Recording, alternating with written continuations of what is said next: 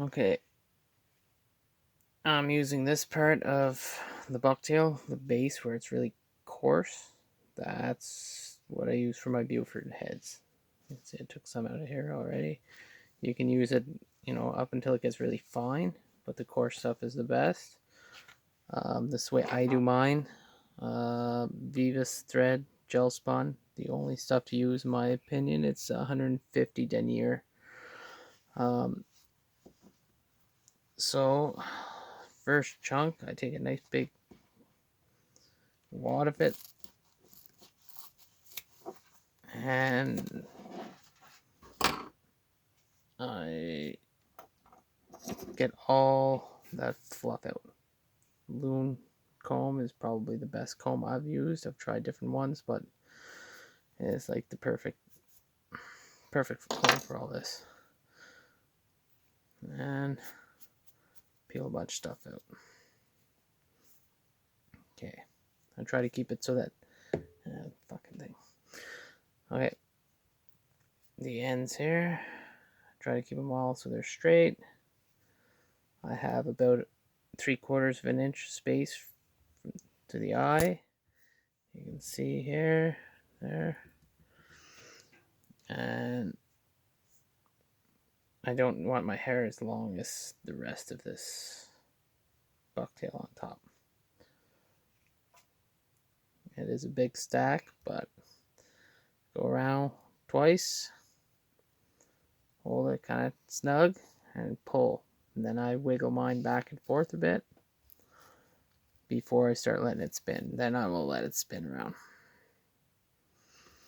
Find that way it doesn't spin off, it doesn't slide out, everything holds good, and I hold it tight. And just evenly wrap through. You can wiggle your thread through. I don't have to with this hair. Sometimes you do. And once I get to the point where this length is about the length that I want my Buford head at, I stop going through it. I pull all the hair back. And I do a couple wraps in front.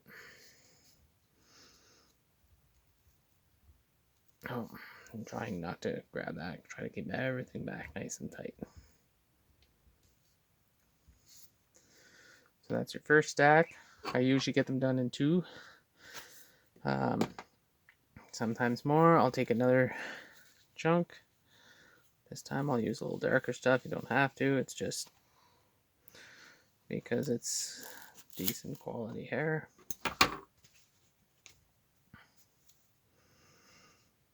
Same thing. Get the fluff out.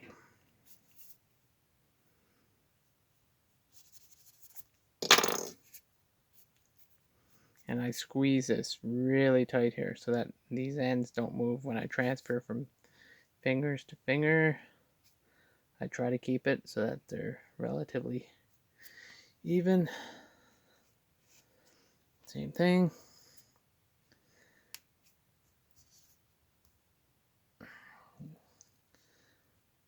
One, two. My thumb on the eye. Push this down a bit.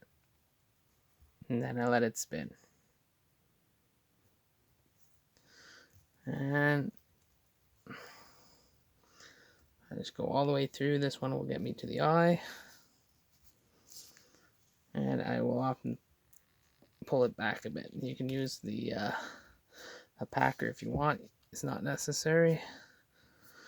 If you were to use a packer, you could add another stack into this, but then that fly would actually, if you're trying to fish this fly down any depths, it almost makes it a little too buoyant. So this is how I do them. And sometimes they're still a little bit more buoyant than I need. And that's pretty much, get it as tight as I can there. The old whip finish. Hair cut in, I try to pull them back. I like a clean head if I can, but it's a little more difficult time with this camera in front of me too, but you get the idea. Now, here's one more step I do to make sure everything sits nice. I shouldn't say one, there's a couple steps. bobbin. Bobbin can make sure all the hair is out. It should be pretty much good. There, not so bad. Okay. And then I can use super glue and push it back a little bit. I like Raid Zap on the end. You don't need to do this.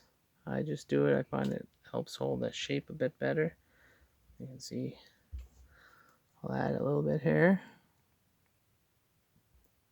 Access a kind of a glue from the eye as well. Try not to get that on my fingers.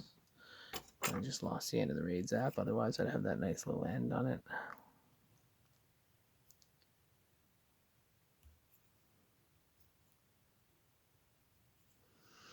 Okay, I take a piece of wire. You can use a bottle cap, whatever. I just made this up because it kind of keeps all the hair back. Put it so that everything's sitting at a 90 to the hook shank. A little light on that. Only takes a second. This Raid Zap is awesome. See how it doesn't take long to set. And I'll pause this and then I'll show you my trimming technique.